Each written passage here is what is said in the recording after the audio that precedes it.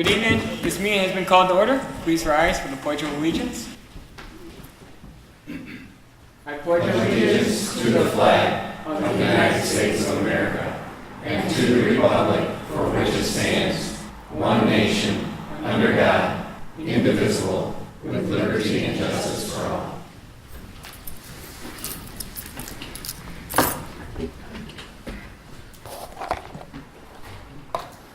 Roll call for attendance. President Fiani, here. Vice President Trombley, Here. Treasurer Conway, Here. Secretary Minor, Here. Mr. View, Here. Mr. Kraus, Here. Mr. Anderson. Here. Approval of agenda. Is there a motion to approve this evening's agenda as presented? So moved. Moved by Mr. View, supported by Mr. Trombley. Any discussion? All those in favor, please say aye. Aye. All those opposed? Motion carries 7-0. Call to the public. If anybody wishes to speak at this time, please step up to the microphone. You'll have 3 minutes. It appears that nobody wishes to speak at this time. The call of the public is closed. Board reports and correspondence. Ms. Minor. As secretary, I received a letter from Synergistic, and I'm just going to read a little bit. On behalf of all of us at Synergistic, I want to personally congratulate Brighton area schools in approaching the end of the fee period of the contract with Synergistic.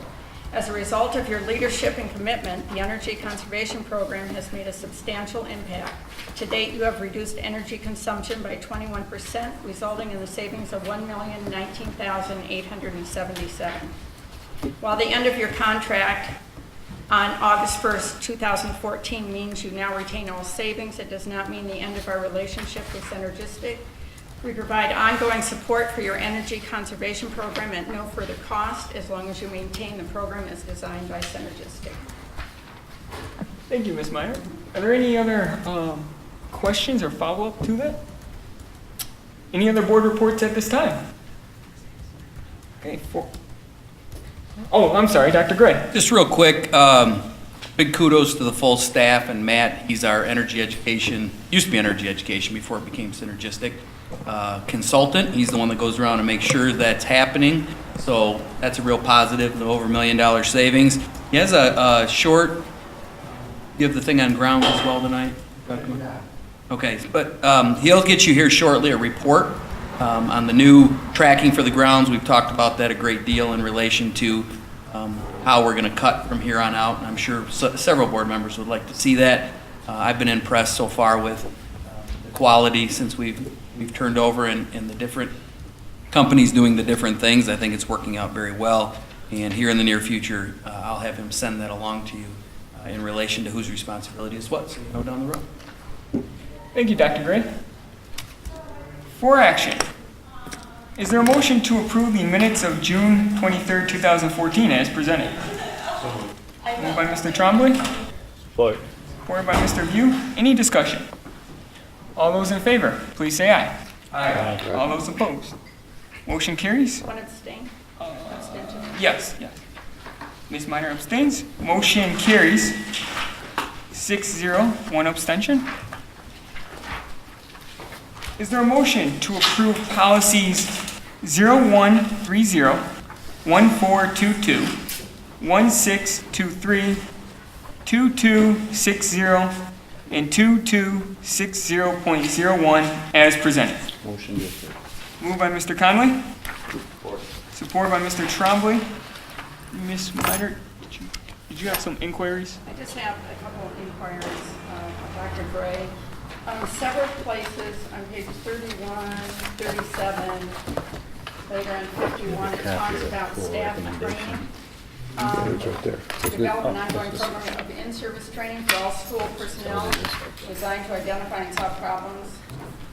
Do you have a plan for this? This isn't changed language, so we do this presently. In terms of the district compliance officers, this has been coming out of Shelley Kennedy's office presently, and it goes to the building principals into their particular buildings. I don't think we'll change. We're in compliance with the state act presently. If they come in, because we assume we'll get an audit typically, and they tell us to do something differently, then we probably would, but at this time we don't really need So it would come from the principals, from? It comes out of me and Shelley, because we're the compliance officers, and it goes to the principals, or it comes directly in email form from Shelley. Okay. Any additional questions or comments? All those in favor, please say aye. Aye. All those opposed? Motion carries 7-0.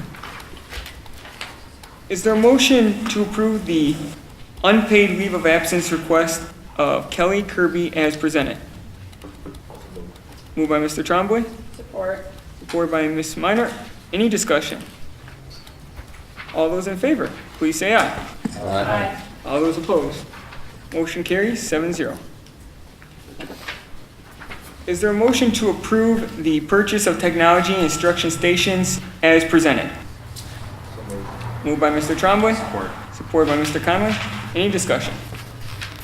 All those in favor, please say aye. Aye. All those opposed? Motion carries 7-0. Is there a motion to approve the pool recommendations as presented? Moved by Mr. Trombley, Support. supported by Ms. Minor. Any discussion? I just have a question on this. This includes the foundation for that climbing wall? There's no foundation for the climbing wall. There is none?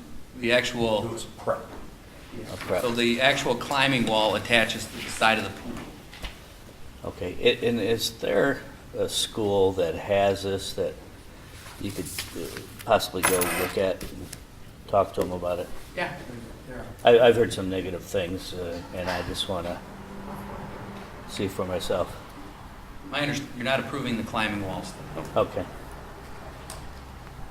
Any additional discussion? All those in favor, please say aye. Aye. All those opposed? Motion carries 7-0. Is there a motion to approve the summer 2014 bond technology purchases as presented? Moved by Mr. Trombley. Supported by Mr. Conley. Any discussion? All those in favor, please say aye. Aye. All those opposed? Motion carries 7-0. Is there a motion to approve the school bond qualification and loan program resolution as presented? Moved by Mr. Trombley. Support. Supported by Mr. Anderson. Any discussion? All those in favor, please say aye. Aye. All those opposed? Motion carries 7-0. For future action, Neola policies. Dr. Gray. There'll be 4 that you can look at over the next several weeks. We have 4 weeks till our next board meeting. We have given you the cheat sheet on it. The 2370.01 is about online blended learning. 3121 is criminal history record check, which are law changes. 3122, non-discriminatory and equal employment opportunity. These get changed, it seems, yearly. As the legislation goes through, we keep up. And then 3123 is section 504, ADAD, prohibition against disability discrimination in employment. And again, typically these come out of cases that happen during the year that the policy has to catch up. If there are questions, though, please give me a call or shoot me an email. Are there any questions at this time or comments? The contract for the police liaison, Dr. Gray. We'd recommend that we go with it again. We've had great success with this program in the last several years. Mr. Meldrum, Officer Meldrum, would be coming back to us, which has been a great benefit to us, and I don't see any changes in the contract right now. I was going to inquire, just to clarify, it's the identical contract as last year. Right. Thank you. Hold on, I've got, what would be the reason that they wouldn't bring Meldrum back? Other We than him recommend, in the past, they used to rotate this on a Right, that's- 3 to 4 year basis. Right.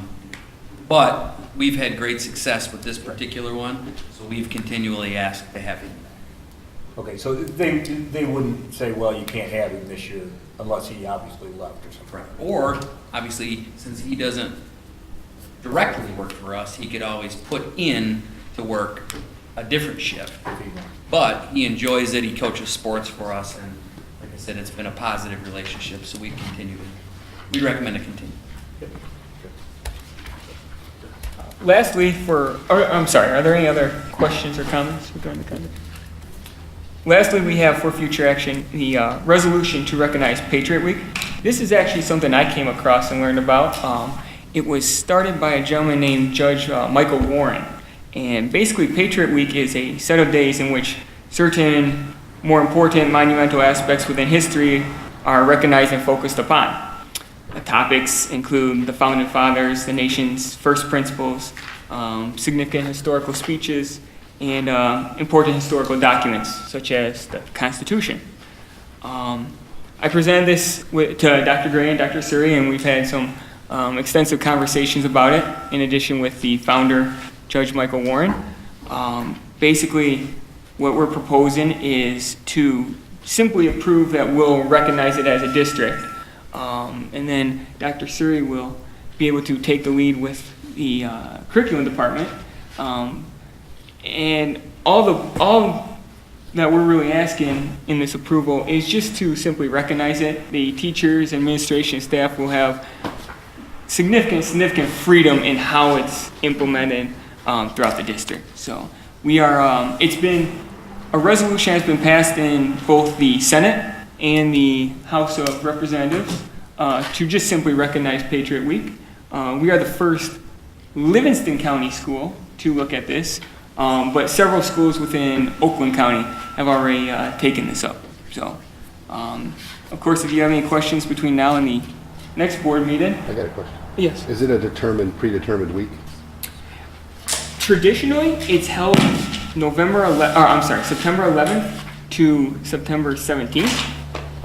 And the reason for that is because, the significance, but we, if approved, we do not have to strictly adhere to those dates. We have flexibility in it. We have the flexibility to basically do whatever we wish. It's simply just recognizing that we will recognize the week.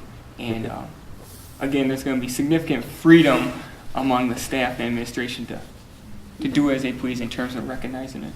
So. Would you care for me to kind of elaborate on some of the discussions we've had in the district about this? Absolutely. And with Judge Warren, Dr. Gray and I met with Judge Warren and Nick back in April, I think, and I think both Dr. Gray and I were impressed by the nonpartisan nature of this. It comes from a really good place, and we were both impressed, and our suggestion was to introduce this at the high school and allow the staff there to determine how to proceed with it, because we thought the idea was strong enough that it probably would take and do well there. So then I met with Mr. Vecchione, and the intention was to meet with 3 members of the social studies department. Ended up Michelle Hollowicki was the only one who could join us that afternoon, and Judge Warren met with us again, and had a great discussion with her, with the thought that this fall we're going to ask the social studies teachers, American history and government teachers in particular, to study some of the documents and introduce that in their classes. And my hope really would be that it would be, because there's a great curriculum, there's a resource online that goes with Patriot Week. We have great kids, and they're very patriotic. And when we have the upperclassmen sign their classmates up for voting, it's a huge thing. It's very successful. Elections come through. The kids are very involved in that. So we kind of felt like if this was introduced to the kids as part of the social studies curriculum this year, and make it so successful with them, and then allow that idea to even flourish from them, like, well, if this is kind of cool, what could we do with this? I mean, could we do this with the English department? Could this become a school-wide thing? And again, coming from the students, because that's, at the high school where there's a lot of initiatives, a lot of weeks for Pink Week, Wounded Warrior, I mean, there's lots of these things. Generally, they come from student ideas, and that's why they really take. And Judge Warren was very, very supportive of that, and he also was supportive of my main concern, which is the week that is being suggested. The first suggestion is to link it to 9/11 and Constitution Day, which by law we're required to acknowledge Constitution Day because we get title dollars. So we do, but that's a very busy week. Lots happening already in all the buildings. And Judge Warren said that there are districts that do this in January, and they link it to Martin Luther King Day that week, or President's Day in February, and that's the week that they celebrate and acknowledge Patriot Week. So there's a lot. I'm really glad you said there's a lot of freedom in terms of how this is done. It can be a little bit, it could be a lot, so we're really supportive of the idea. And like I said, Mrs. Holowicki was supportive of taking this then to the Social Studies Department and see what they would be able to do with it this fall. Because at that time of year anyways, the social studies curriculum, especially in U.S. history, we're looking at foundations. So it fits perfectly there. So that's kind of where it is. And like I said, he's a very impressive gentleman, and I know that our students would embrace this idea, those high school kids.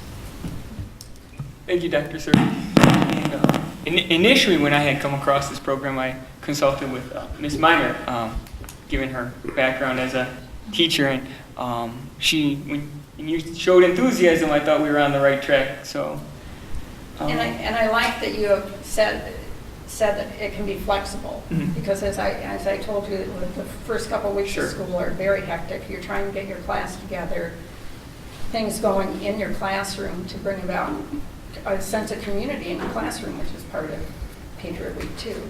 So I like the flexibility, and different schools might have different schedules too. And if there's any additional questions, of course, between now and the next board meeting, Dr. Gray, myself, Dr. Suri, be happy to answer them. So. But now we have for information curriculum, Dr. Suri. Yeah, I just wanted to present this evening to the board, just a right stack for you guys. It is. MME scores came out this week or last week, released to the public, as you probably are aware of and saw in the news. And so what I've shared with you this evening, and you can just take this and look, and I have a stack in the back table. I'll try to sneak that back in just a moment. It's the ISD comparative report, so it's got all of the county schools, including Cheryl Stockwell and Flex Text on there, because it's public institutions.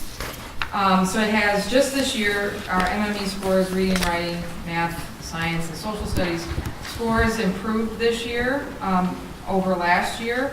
So that's the first 2 pages. And as you can see, and it takes a moment, I know, to orient yourself to the chart, but all the way to the right-hand side of each chart, where it says, like the first chart of MME reading, if you go all the way to the right of that block, it says Livingston ESA, that's the county average of proficiency. 67% of the 11th graders in the county were proficient in reading. In Brighton, 74% were proficient in reading. And then you go down below and you can see the breakdown of everyone else. So that's the same way it's organized throughout the whole thing. The other thing you want to really put your eyes on, though, is the difference between level 1, level 2, level 3, and level 4. Level 1 being exceeded expectations, so that's what we want to see, big numbers there. And in the whole county, you see most of the numbers are in the level 2, which means they're still proficient, but they're not exceeding proficiency, and we want to see a stronger push there. But you will see that Brighton has more 1s than the other schools in the county. And then the level 4 is below proficiency, because level 3, at least they're in the game still and they're working on things. Level 4 is not a good thing at all. So that's how you read those. If you have any questions about that, we can look at it. But then I also added 2 charts, one being the ACT composite score for 2014. And I just put in a handful of, we have some of our county districts, Heartland, Howell, and Pinckney are there. But I also have Ann Arbor, Chelsea, Dexter, Saline, Clarkston, Lake Lorraine, Novi, Troy, Northville, Plymouth, Canton, and I mean, actually could go on and on. But you get a sense that our ACT composite score for this year is at 22.7, and that's up from last year. And then you can see we're well above our county again, and you can see we're in the neighborhood with some of the Ann Arbor schools and a little bit below other schools. Some are at 23 point something, and that's kind of significant. Between 22.7 and 23.3 is significant enough. And then you can see as you go east to Troy and Novi, they're in the 24 and 25s. And Dr. Gray told me the other day he won't be happy till we're in the 24s ourselves. So my work cut out for me. And then the last chart you see there is college readiness, same group of schools. And this is what percentage of your students, 11th graders, met the benchmark in all of the tested ACT areas. Meaning that as an incoming freshman taking a basic science or math class, they would be able to get a B in that class. The chance of getting a B would, I don't have it in front of me, it's like 80% chance of B. So, and once again, you see we're way ahead of other county schools, and not so far behind some of these other ones that had a higher ACT composite score, but it is significant, you know, it's 5-10 percentage points. And so again, that's what I'm chasing, and that's what the high school administration and staff will be looking at. And you know, I will tell you, it's not a simple issue or simple problem. It's not just about saying, well, the lowest achieving kids need to be brought up. It's also about that middle 40% and our top achieving kids. We need to have more kids in that top getting those ones. So I think we've done some really significant things the last couple of years with our math program. We're going to be turning our attention to science, although our science scores are up this year. I think we're going to see some really great things when we start to put our focus on that. And we're also looking at, with the the Michigan Merit Core curriculum changes, what we can do in response to those change in regulations. And I think we've done some good things so far with the CTE programs that we're trying to build. We're going to continue to look at that because I think that's a way of reaching that middle 40%. Those kids are good learners, but they probably just need more hands-on experience. So if you have any questions, and like I said, I'll put the rest of these in the table in the back. Thank you, Dr. Sturgeon. Mr. Anderson. Now, if I remember right, we don't exactly have a knowledge of what our statewide testing programs will look like for next year, correct? We have, it's a MEEP-like test. It won't be the MEEP. I think there's an interesting game going on right now between the legislature and the Department of Education, in which they're saying, well, we're reading the law, and the law says MEEP, but it says that a MEEP that aligns with the state standards, and the current MEEP doesn't align with the state standards, so we're going to do something different, and it'll look very much like Smarter Balanced. I think you'll see some semantic things going on, some battles. I don't know, Dr. Gray, if you want to chime in on that, because I know you're listening to it too. But I'm at the point where I just keep saying, just tell us what we're going to do. We do know it's in the spring, and we do know it's going to be online, computerized, and then there's paper and pencil copies if districts will need those. Hopefully after tonight's purchases, though, we won't be in that situation. Well, and to piggyback on that, tonight's purchase does make sense on that, because every purchase out of technology tonight, the $1,082,000 and some change, either came from consortium bid, REMC bid, or the part where we get additional dollars that offset costs due to the fact that we're participating in the electronic version of this online assessment. So that is positive. I'm pretty nervous because we haven't seen anything, or we don't know what the test is going to look like. So I think it's getting awfully late in the game. And I hope they come out with something soon. Otherwise, I mean, it's a baseline, so it is what it is. I mean, that's the important issue, is it becomes a new baseline. Correct. So history, there is no history to go back and to see progress. Correct. But you should be able to do some comparative analysis between We'll do item our analysis. district and other districts. Yes. For 1 year, though, because it's a 1 year, they've written into the law that it has to go out for bids again after next year. So you do it 1 year, it's a singleton, basically. Correct, which So, that's going to be a challenge. I think the only comparison you're going to be able to do is between the like districts. That's why we've started comparing this way. We've kind of said, okay, these look like our comparables now. And as long as we're keeping up or exceeding our comparables, these are some of the best testing and scoring schools in the entire state of Michigan. So, and I it's don't know, easy it makes me nervous. It really is easy. I mean, I like to make you all feel really good. It'd be really easy to go, look how great we look compared to right next door, or, you know, two schools over. But that doesn't help anybody. And so we really do put our eyes on what's similar to us. And you can look at, you know, funding, but again, it's a complicated thing, but it's worth our time and attention, because as Dr. Gray always says, he's pleased with a result, but he's not satisfied. He wants that next level, so. Well, Keep working on and, you know, ACT is a perfect example of that, you know, I've looked at our ACT scores compared to national scores. Now, I also have to look at the fact that every student in this state takes the ACT test. Very few So states. then I had to look at the other states where that's also a requirement. Right. And Michigan does not very well nationally. And we have some really big drawbacks, but it's even interesting to see, you know, even the methodology of the ACT test, that, for instance, scoring is modified each time that the test is taken. So the scores are dependent upon who takes the test as to who gets a high score and who gets a low score, because they are not considered equal every time the test is given. So it has its own norming little system that goes on. But yeah, Michigan can and should do better. Well, and we don't put all our eggs in one basket. The ACT is an important test in our opinion, probably the most important one we take in the school system, just based on the fact that it is an entrance type of an exam that qualifies kids for college opportunity.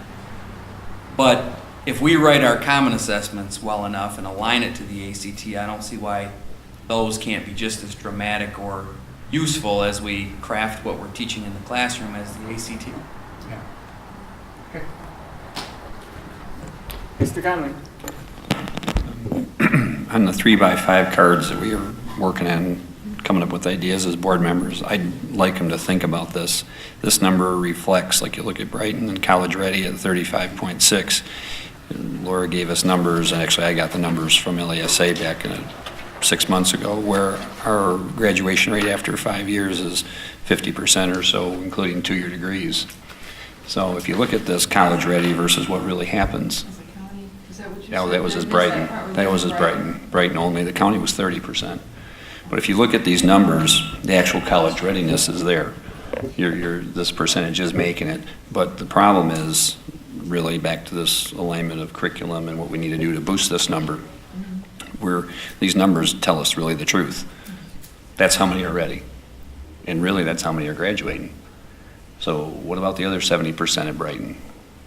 All right, so I'll just encourage the board members to keep their eyes open and do things that they believe will improve this percentage, not only for college readiness, but for college success. In the end, that's really, if we're sending all our kids to college and tell them they're going to graduate, but yet less than 50% really do, and it's 30-some% with their bachelor's degrees, including associate's degrees, that came up to 50, if I recall.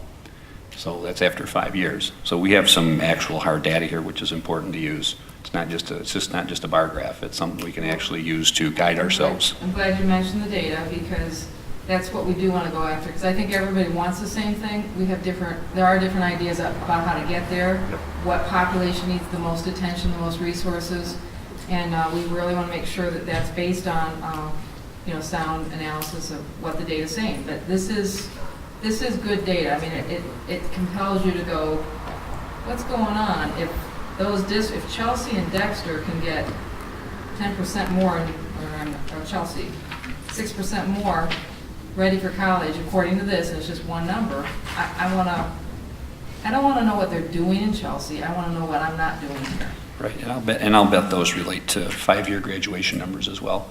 You can almost bet on it. So There'd be some. just by percentage, but again, back to working at it. If we can get a few more percent going, I think it's worth doing. So thank you. Any other questions or comments? Dr. Gistinger, finance. Yes, we are at the end of our accounting cycle, so I will keep my comments brief.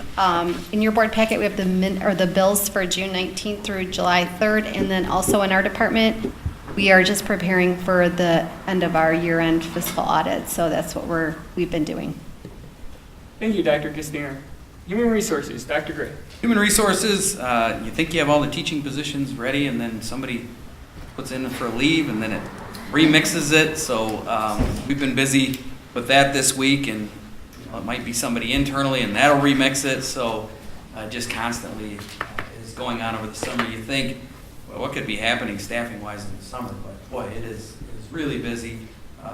But that's okay. We've had a lot of great interviews lately in some of the positions we've had posted. Next week, Wednesday, we'll interview for the Hawkins principal position. Excited about that. We've had a good group of candidates so far. That closes Monday. I'll be screening those candidates and we'll be ready to interview on Wednesday.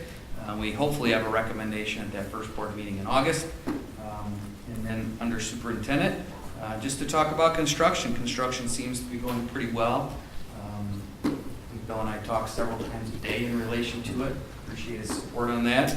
And I think the projects are coming along well. I mean, I've been in all the buildings. I'm going to go at the end of this week again and check them out. The parking lot, we finally caught up at Maltby because we didn't get some rain and we were able to get the underground in, so that should start cruising along more quickly. In terms of the interiors, I think last year we saw a dramatic change, but it was primarily exteriors and a lot of HVAC and electrical. That kind of stuff you don't see as much other than the fields and that. This year I think people will be shocked when they walk into Maltby, shocked when they walk in all the elementaries. Hilton won't be changed much because we've already done it. But there are dramatic differences if you go. I walked into Spencer the other day. I didn't even know I was in Spencer. It's so different in terms of walls and technology and new ceilings and flooring. It's absolutely great. So we'll be pushing hard all the way through the end of August. We'll be ready for school. They will definitely be ready. So other than that, that's what we're doing. Thank you, Dr. Gray. Ms. Minor. I just have a question for you. Several of the schools are precincts, voting sites.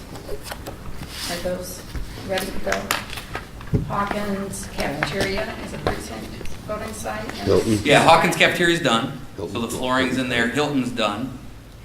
Scranton, I think. So, yeah. Scranton's done. Spencer. Yeah, Spencer, the cafeteria will still be I okay. think Hawkins is as well. Hawkins is done. Oh, yeah. The cafeteria. We did the flooring first in there, so we should be in good shape. Great to hear. Will the parking lot be done over at Horning by then? No. August 5th? No. That'll probably be done the third. For their sake, I hope that's done by the third week of August. Otherwise, I'll be screaming in one ear and Bill will be screaming in the other. Yep. Any other questions or comments? At this time, we'll have the second call of the public. If anybody wishes to speak, please step up to the mic. You'll have 3 minutes. Please state your name as well. Hi, Arnella Park.